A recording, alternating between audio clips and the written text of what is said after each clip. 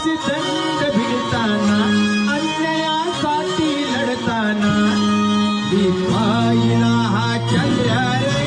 साठी लढताना दंड भिडताना अन्यायासाठी